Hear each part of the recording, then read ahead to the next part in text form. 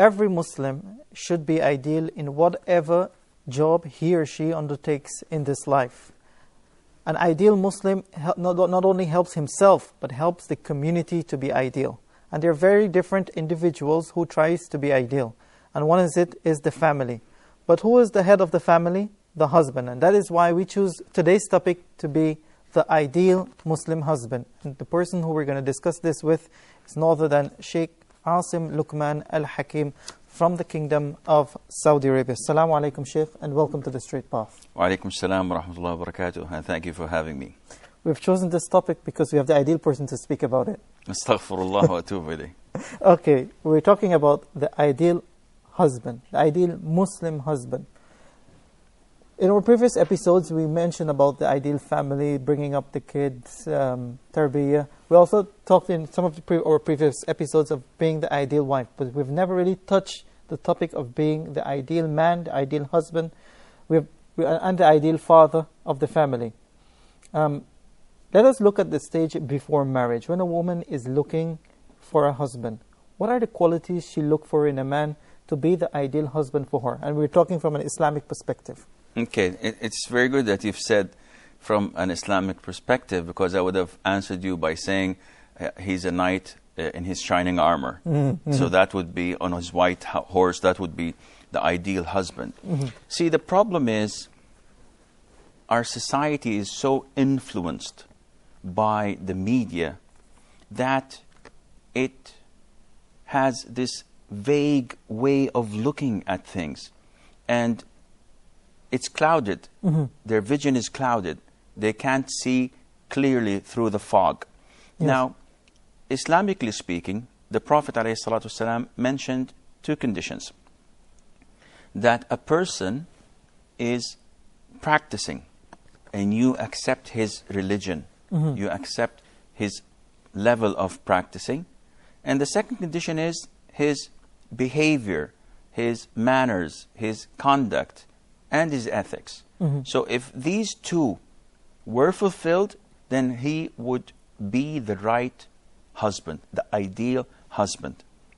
Now, this, having said that, does not mean we should neglect anything else. Mm-hmm. But these come on the surface, on the top, and everything else comes or follows afterwards. But what the Muslims are doing nowadays is the other way around. Yes. So the first thing they check about his education, his bank account, whether he has a good job or not, how does he look, what family does he come from, and then at the very end, oh yes, before we leave, does he pray? Mm-hmm. So this is the wrong way of looking at things. Okay, so when a young girl is thinking about marriage, and when we talked about in the episode about the child upbringing, we said one of the first rights of the child upon his mother is to choose the ideal father. Especially in today's world, we are only speaking about the young people growing up now. And of course, we know many of the women now are studying in universities. They're academic, they're professionals. What are your advice to sisters when they're looking for that ideal person? What are some of the qualities they look for, especially in today's world? And how can they really recognize those qualities? I believe that it all revolves around these two characteristics that the Prophet mentioned, ﷺ. Because, analyze this. Mm-hmm. A marriage has an understanding. Mm-hmm. So I would ask this girl who is looking for an ideal husband, mm-hmm. what are you looking for? When she lists down her demands and requests, you would definitely find that they are not realistic. Mm-hmm. Now, she wants him to be 23 years old, mm-hmm. with a PhD, which usually people, when they're 27 or 28 years old, maybe they can achieve mm-hmm. that. And he has a prominent managerial job, preferably CEO, if mm-hmm. not a VP would do. Mm-hmm.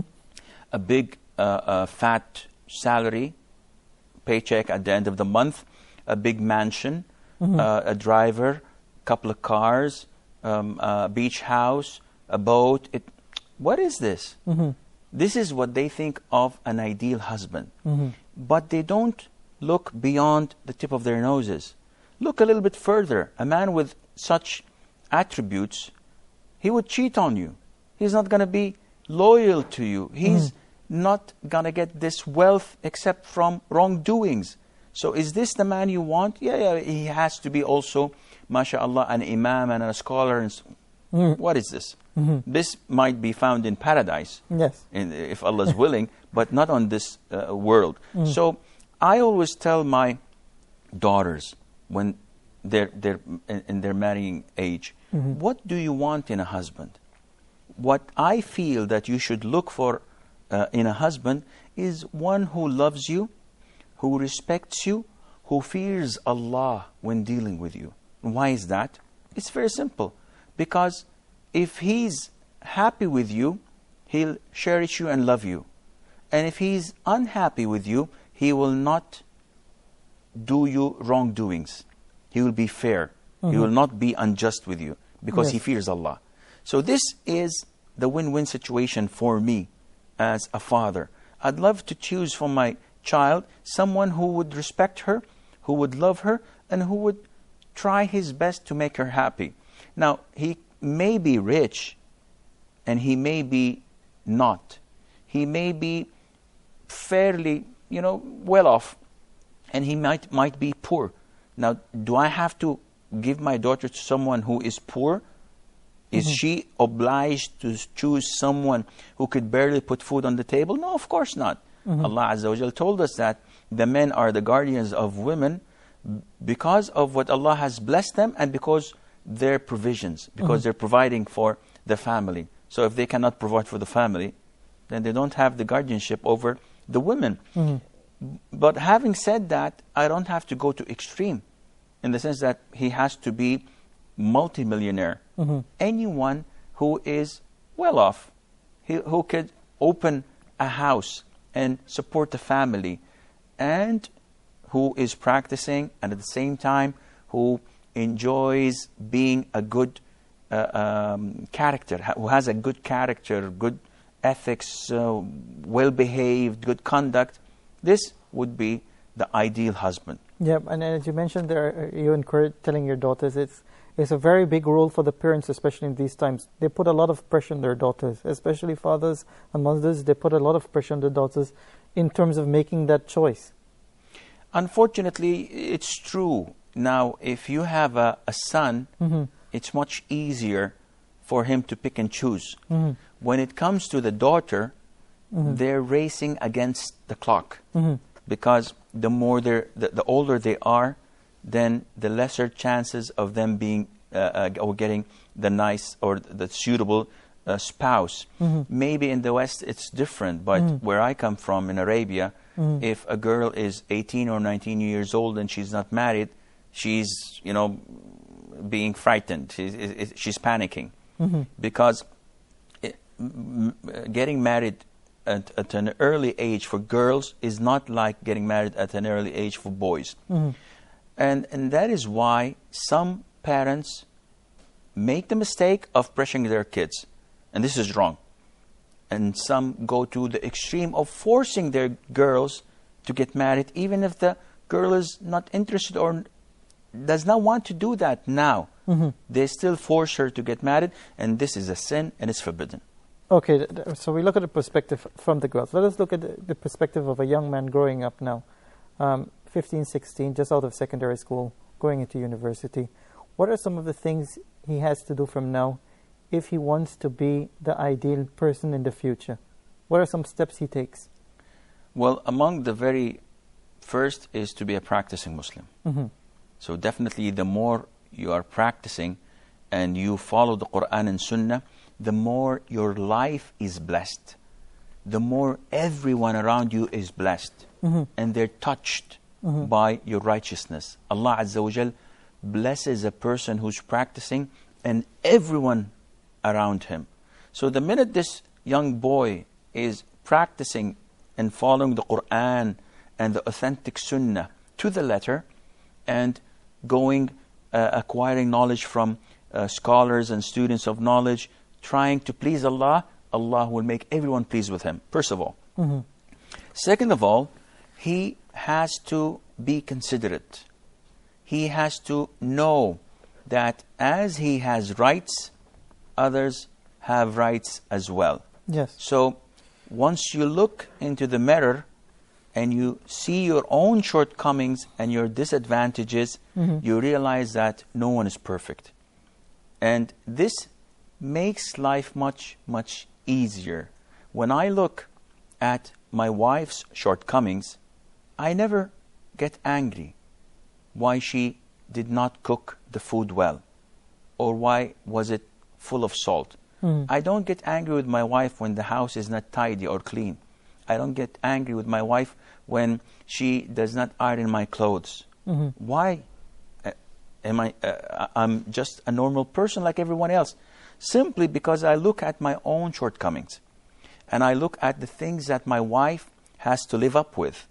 And then I start appreciating my wife and say, wow, if she can cope up with me and I'm a bad person with all my shortcomings, then the least I could do is cope up with her and appreciate the good things in her, which overwhelms the shortcomings. Okay, let's go back to the young person growing up and wanting to be that ideal husband as well. The concept is out there now, and many of the youths, they complain of this. They said, for the young man, he says, okay, I'm going to have a beard after marriage. Okay, I'm going to have my trousers cut after marriage. And same thing for the girl. But as we're concentrating on the boys, they said, girls, don't look at us. It's going to be difficult for us to find a wife. How do you respond to these questions and comments from the young guys, the young Muslims?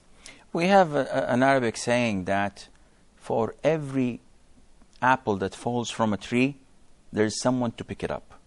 So if it's a red, beautiful apple, a healthy person would come and eat it. But if it's a dirty, rotten apple, the worms will come or the animals will come and collect it. So this allegation is not acceptable. It's not valid. When they say that we have to be not practicing so that women would accept us or girls would accept us. Yes, girls like you would accept you.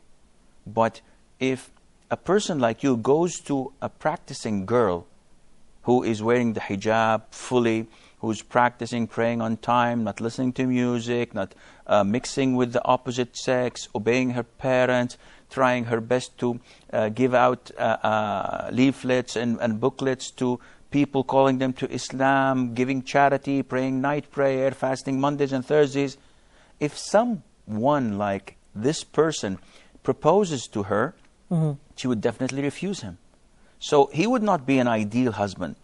And we are faced with a lot of similar scenarios where the father gives me a call and says, Sheikh, my daughter is like I've just described, and this boy proposed to her. He comes from a very good family. He's very rich. He's very well off. He's got, mashallah, a good job, a nice car, a big house. But he works in a bank. And my daughter refuses him. Though he's handsome, he's nice looking. What should I do? I said, definitely, this is not the suitable man for this girl, for your daughter. Because I know, personally, I know a lot of families that started like this. And I know for sure that the women are living in hell. I know a lot of callers to Islam.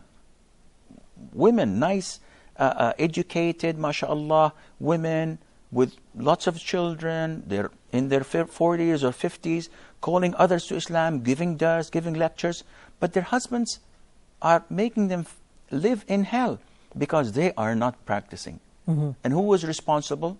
The father. When he pressured his daughter, no, you marry him, inshallah, Allah will guide him. You will be the source of his guidance. And instead, this is the result of such a marriage. Okay, let us look at the time of marriage now. Of course, we don't want to go into when that person, they agree to marry, the ideal husband, in the very first couple of years of marriage. In most cases, it is out of children. There's no children in the first couple of years of marriage. How does he behave? How does he build his relationship with his wife?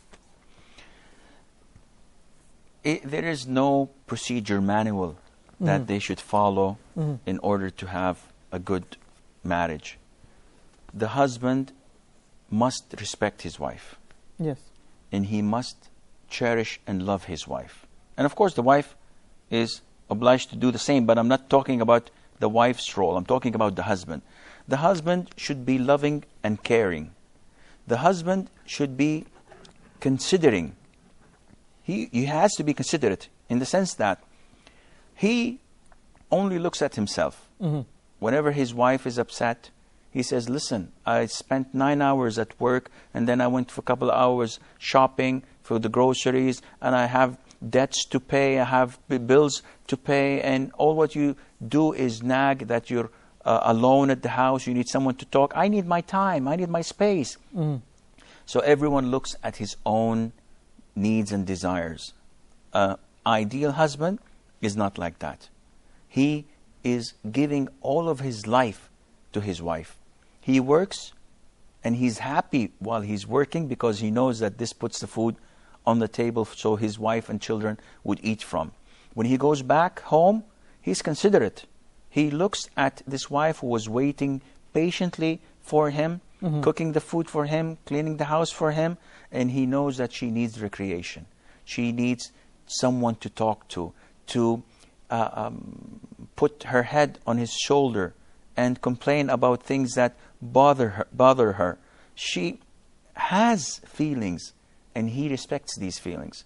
It's not like they say men are from Venus and women are from Mars, and they're from different planets. No, this is not true. They are different, but men should be considerate.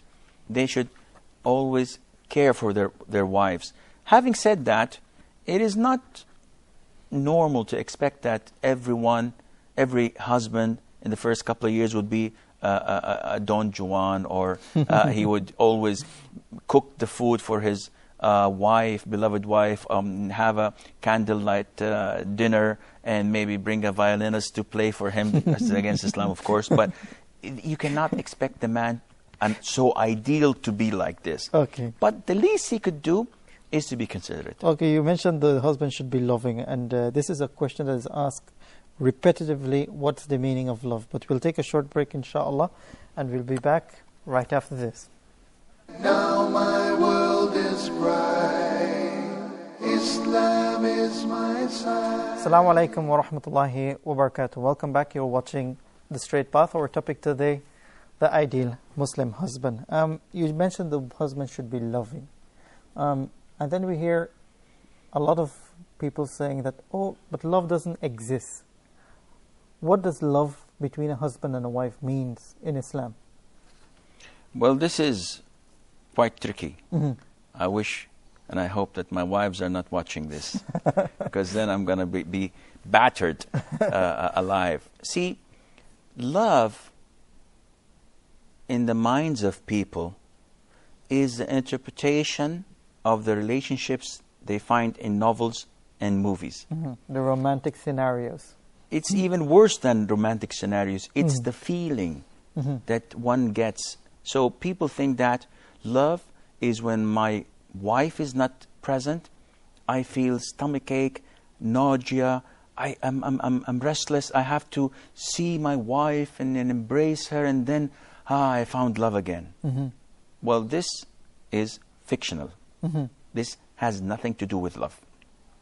The Prophet ﷺ was the greatest lover, and his wives loved him a lot, and he loved them a lot. And he used to love Aisha, may Allah be pleased with her, the most of all women. Yet when you look at how he used to treat her, this is a clear illustration of true love. It's the respect, it's the kindness and tenderness in dealing. The Prophet ﷺ, whenever she used to take a bone with meat, cooked of course, and she would eat it, he would take it and he would eat from the same place that she had her bite from.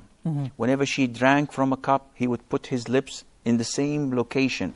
I know spouses, whenever his wife eats with a spoon, and he goes, say, go and get a new one. And he refuses to use the same spoon of his wife. And when asked, I said, are you crazy?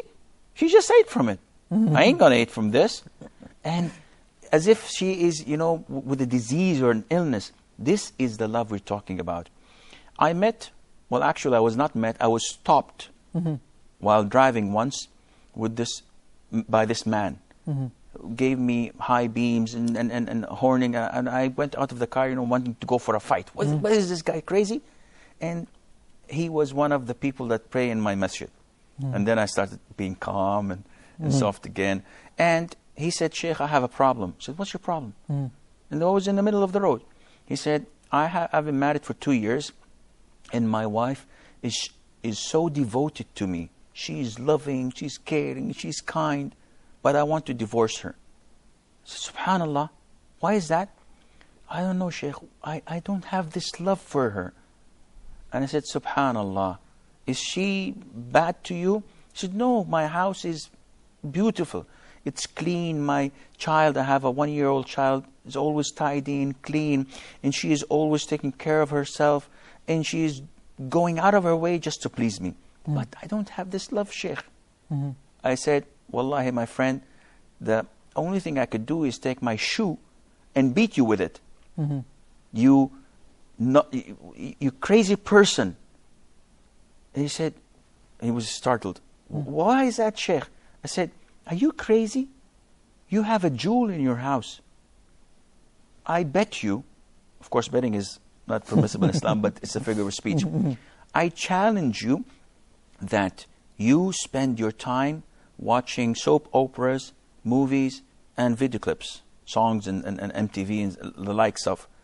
And he said, yes, I work for 10 hours every day, and this is the only recreation I have at my work. Yes, I do this. I said, don't you fear Allah? This is what's corrupting your household. This is what's destroying your marriage. Because you see things, and you imagine that marriage and love is like what you see, and it's definitely not what you see. This, what your wife is doing to you, is the true love. And this is what the Prophet ﷺ used to do. Aisha, may Allah be pleased with her, tells us that whenever he enters the house, he would not sit on his couch, put a leg over the other with the remote control and watch movies. He would be servicing his wife. And he would patch his thobe. He would fix his shoes. He would milk the goat. The Prophet himself. He would do this because he appreciates the work she's doing and he's contributing. This is the love we are looking for. Okay, I just want to take you back as well. Age gap is something that is talked about, especially in the West, and they really talk against the Muslim countries about it. What is the ideal age gap between a man and a woman? There isn't any. It's as simple as that. I would be lying to you if I say that it should be 5 years, 10 years, 30 years. There isn't any suitable age gap. You could get married to someone who's the same age as you, and she would be the silliest person on earth. And you can marry someone who's 20 years younger than you, and she would be the most sensible person on earth. It depends. People vary. The Prophet ﷺ, when he married Khadija, may Allah be pleased with her, she was about 15 or 20 years older than him. And they had the perfect marriage. To the extent that Allah Azza wa Jal sent the archangel Jibreel, peace be upon him, to the Prophet ﷺ while he was sitting with Khadija.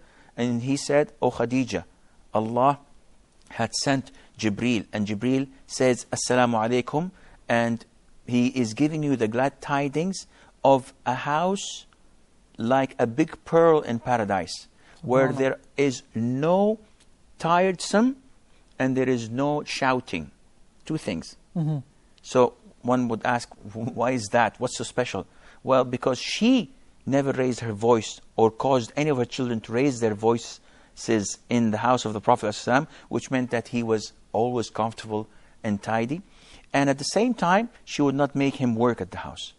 So Allah substituted her, Allah rewarded her with this big house or palace in paradise made of pearl, a big pearl, with which does not have these two things in it. Okay, let's look at the quality of patience, Sheikh, for the ideal husband.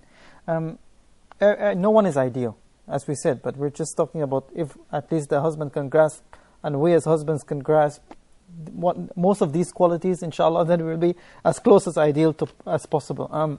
The idea of patience. Man having a wife that is nagging all the time. She's nagging all the time. How does he balance it out? What are some of the stages he does in terms of correcting his wife? And the ideal husband as well can be the person who divorces his wife at the ideal time, right? True. If it's not working. If you can quickly shed some light on this. First of all, let me rephrase or correct, in my opinion, Okay. what you have said, that there is no ideal husband. There is. The Prophet ﷺ, of course, is the ideal husband without any doubt. And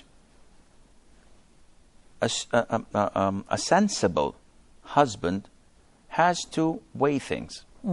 Ahmad ibn Hanbal, may Allah have mercy on his soul, when he got married to his wife, and he got married late, he spoke to her and told her, listen, let's agree on something. If you see me flared up, you calm down and don't talk. And if I see you flare up and angry and agitative, I would not talk to you until you calm down. He said, I remained with her for 20 years and we never quarreled at all, except once. And I was the aggressor. He's saying how good this wife was. So it's always best to communicate. A woman would not reach the stage of nagging and continuous nagging every single day, like 7-10 times a day, unless the husband from the very beginning did not set the rules and did not communicate. So by neglecting your wife, by ignoring her feelings and her needs, this calls her to nag. Or by submitting to her nagging, she feels that this is the right way of solving things. So an ideal husband would look and control his house, because after all, he's the man. And if roles were reversed, then you have a problem. The marriage would not go on. The Prophet ﷺ, the perfect man, once was at the house of Aisha, may Allah be pleased with her, and came in a servant with a plate of food from Safiya, may Allah be pleased with her, the second wife of the Prophet ﷺ. And he was at the house of Aisha, and the servant came to give the food to the Prophet ﷺ. Aisha was outraged, and this was before the hijab. And there were people at the house. Aisha went to the servant and hit the plate. The plate fell in the air, fell down, broke, and the food was scattered. Now, I tell you, 99.9% of the men I know, if an incident like this takes place, the first thing he would say, my wife, you're divorced. Because this is an insult in front of everybody. She's not respecting me. She said, blah, blah, blah. This was the Prophet ﷺ. Yet, what did he do?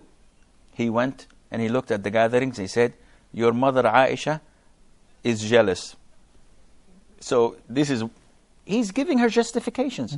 And he went and collected the food, ﷺ, and he gave his ruling.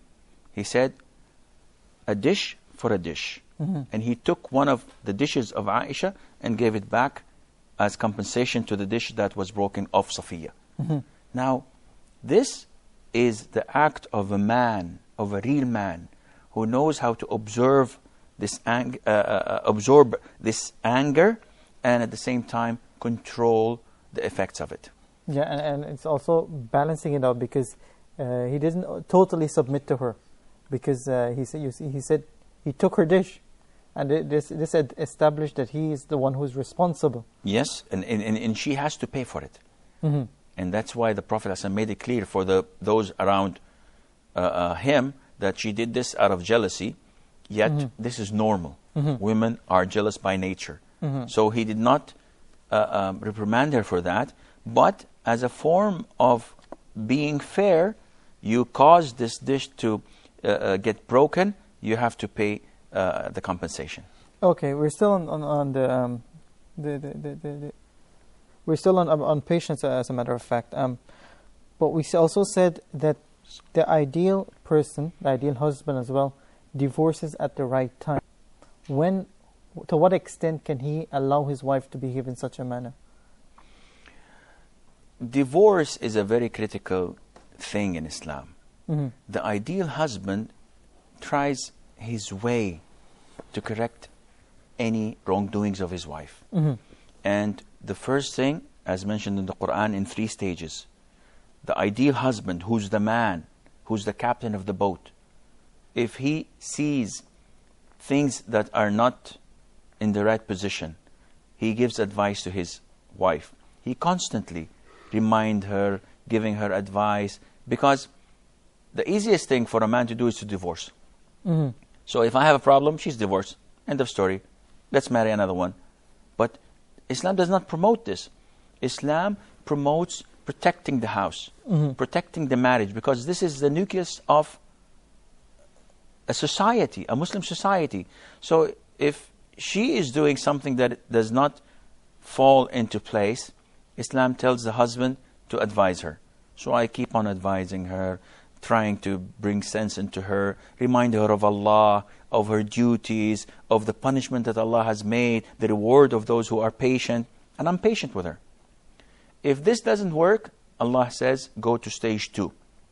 And stage 2 is to avoid her, not have any intimacy, no intimate relationship with the wife.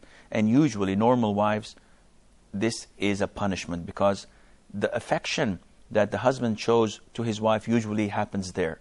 So if he abandons her and gives her back and does not pay any attention to her for a period of time, this is a great punishment that might bring her back to her senses.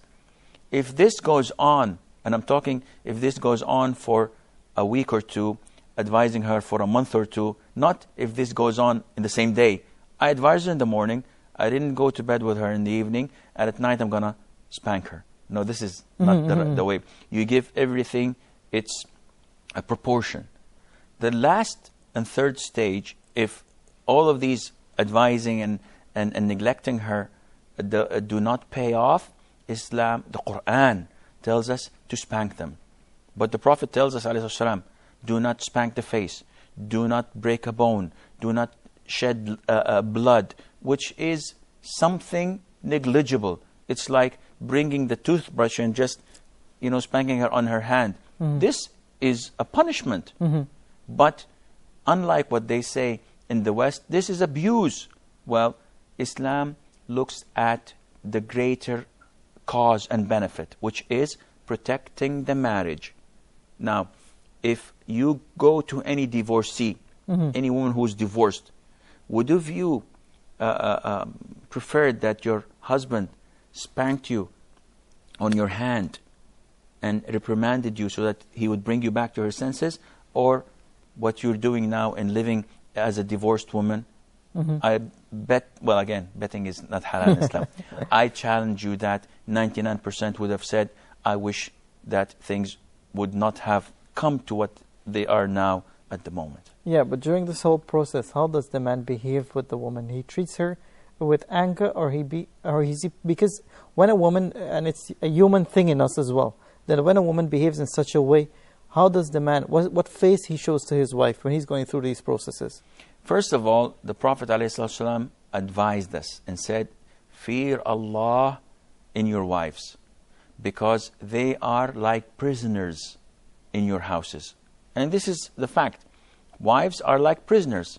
They can't go without our permission. They cannot do things without their permission. They're obliged by Islam to seek our pleasure so that Allah would reward them paradise. So we have to we must not take advantage of this and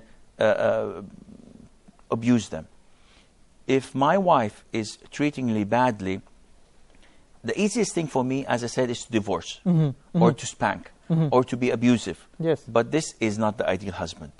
The Prophet said, ﷺ, the strong person is not a good wrestler or a good fighter. The strong person, the actual true strong person, is the one who refrains from being angry, and who controls himself in times of anger. She's a woman. And the easiest thing I could do is slap her on her face, but this is not a man who does this. Aisha, may Allah be pleased with her, Anas, may Allah be pleased with him, said that the Prophet ﷺ never ever spanked or hit or beat a woman or a child. Subhanallah. Subhanallah. We continue to talk some more characteristic of the ideal husband here on the straight path, but we'll take a short break and we'll be back right after this. Now my world is bright. Assalamu alaikum wa rahmatullahi wa barakatuh. Welcome back. You're watching The Straight Path. Our topic today, the ideal husband, and we're discussing it with Sheikh Assim Luqman Al-Hakim from the Kingdom of Saudi Arabia. So we talk about the characteristic of patience. Okay, many men today as well, when it comes to the family and the responsibility of the family and the children, they place it on the wife. How does the ideal husband support his wife in the upbringing of kids? We cannot neglect the role of the man in the house. The woman by nature is kind and merciful. So she gives a lot of love to her children. She gives a lot of consideration. She's tutoring them. She's taking care of them. She's so fragile. And that is why the Prophet ﷺ, when asked, whom should I seek with my best companionship? The Prophet said, your mother. And then he said, then who? He said, your mother. And then I said, okay, then who? Your mother. The guy wanted to know what's the end of it. And then said, then who? And the Prophet said, your father. So the mother has a great role. But the father has an extremely big role as well, because he's the one who disciplines the children. He's the one that they fear. Well, let me rephrase that. He's the one that the children respect most. And that is why he has to have a say in how things are. So many times the mother is emotional. She would say that, come on, allow the children to do this or allow them to do that. Let them spend the night here or there. The husband is the one with the proper judgment. So he's the one to say yes or no. He has to contribute, but his contribution would not be compared to the mother's contribution. Therefore, it would not be fair to say that, well, he should have 50% of the upbringing of the children as the mother would have the other 50%. This is not logical, because he spends most of his times outside of the house. Maybe he would not get the time to spend with the children except an hour a day. An hour would be great. And that is why the ideal husband tries his best to assign quality time to spend with his children. Now, I hope that I'm not being a hypocrite by saying this, because I am the most person who is in need for such an advice. Unfortunately, it is not sometimes possible. It depends on the people's obligations. And again, one would say, and I can hear this echoing in my ear, my wife saying that your kids have rights over you. It is not only traveling and giving lectures and making da'wah. And this is true. But I always answer her by saying, and that is why I chose you. I made the wisest decision possible to take care of a great deal of the things that I cannot do. Yet this is not an excuse. We as men, as husbands, we have to spend quality time with our children, with our wives, and to do some of the obligations Allah Azza wa Jal entrusted us with. Okay, mentioning of quality time, what does it mean? Recreation? Does it mean sitting and chatting? How does a husband spend time with his wife and his children? I'm not going to avoid the children, because children is a big topic. I remember one wise person was talking to me and said that, listen, when your children are 6, 7, 8 years of age, they run after you so that you sit with them. But when they're 15, 16 or 17, you run after them because they have their own friends now. Yes, yes. I'm not going to talk about the children. I'm going to talk about the wife. The wife, even if she's a righteous person and a practicing person, she needs a shoulder to lean on. She needs to feel the husband's support. And the quality time would be and you'll be surprised, maybe 2 or 3 days on your own, and consider it to be a honeymoon. As Muslims, we believe the whole year is honey. And we don't need to celebrate our anniversary or so on, because we respect and love our wives throughout our whole lives. But it is very important to spend quality time with your wife that gives her a boost for a couple of years. And you try this. If you take her to a hotel room, just you and her, for 2 or 3 nights, preferably in Mecca or Medina if you can afford this. I can, because it's next door with the grace of Allah. But taking her down to the restaurant to have breakfast, or better more, bringing her breakfast in her bed, trying to do whatever you can to please her, to remind her of the beautiful days at the very beginning of your marriage. These days you spend with her, these quality time you spend with her, will give her a boost for a couple of years more in advance. But we neglect this. We're so busy with what we do with our work, with our hobbies, with our sports, with our researches, and some of the things that we're occupied with, they might be legitimate and rewardable at the side of Allah, but we have to know the priorities every now and then. Okay, let us look into the ideal husband in the home a bit more as well. Many Muslim men see it as something that is a challenge to their manhood. When they help the wife to do the dishes, maybe to clean the house. To what extent can the husband play the role of helping his wife in the home? Well, I've mentioned a while ago that the Prophet ﷺ, as described by Aisha, may Allah be pleased with her, when she was asked, how was the Prophet inside the house, sallallahu alayhi wasallam? And she said, he was in the service of his family. He used to patch or sew his thobe, he used to fix his sandals, he used to milk the goat, he used to work in the household. So this was the greatest man ever walked the earth, and nobody doubted his manhood. Yet, because of our narrow way of looking at things, we think that doing the dishes would be an insult to us.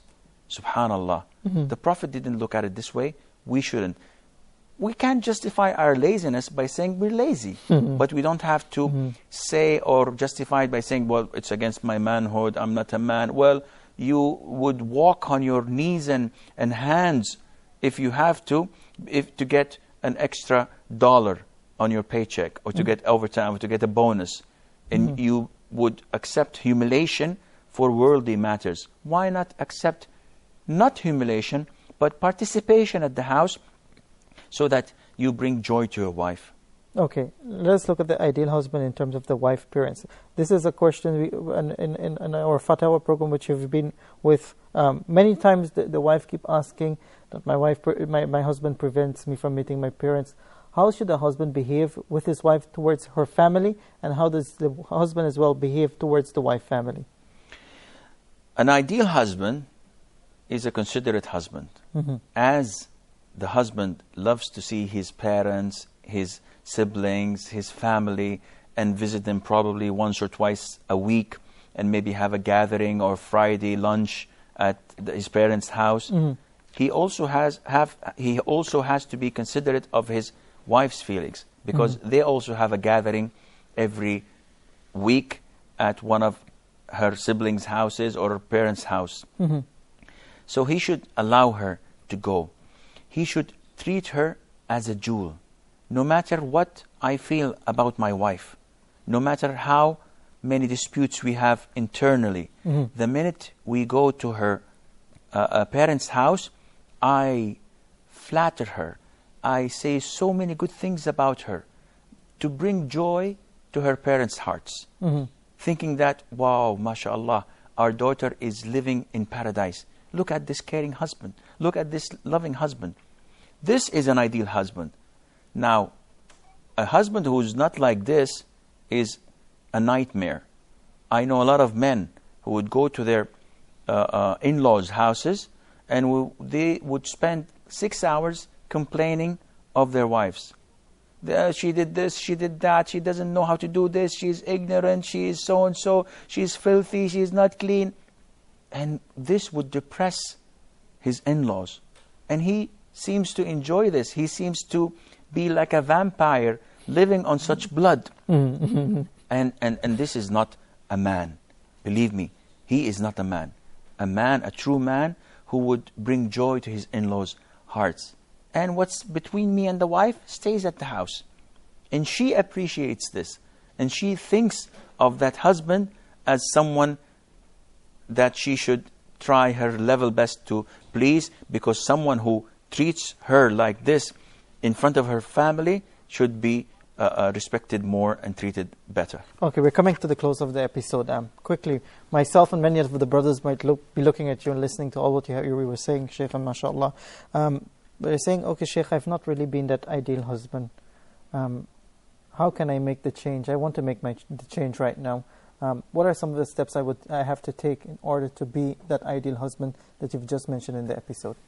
Well, first of all, my advice would be put your shoes in your wife's shoes, and don't let anybody look at you, because then they'll think bad things about you. What I meant is, how would you want your husband to treat you if you were the wife? And do it exactly. You will find that you have to be more loving. There's nothing wrong in buying flowers when going back home tonight to your wife and just giving it to her. There's nothing wrong whenever you travel and come back from buying her a nice gift, taking her out for dinner. When was the last time you took your wife for dinner on your own?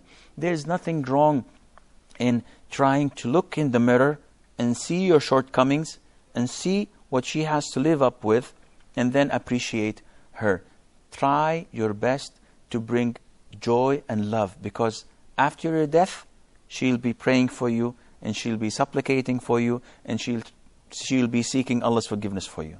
Okay, I think that, mashallah, is what we should end the episode with, and we do hope that Allah subhanahu wa ta'ala accept us all to be ideal Muslim husbands, inshallah. Barakallah fiqh and jazakallah khair for being on the episode today. Sheikh Assim Luqman Al-Hakim there from the Kingdom of Saudi Arabia. If you have any comments about the program or any questions you would like to ask the Sheikh, you can forward your email at straightpath@huda.tv, and that wraps it up today on our program. So until next time, we leave you with Assalamu alaikum wa rahmatullahi wa barakatuh.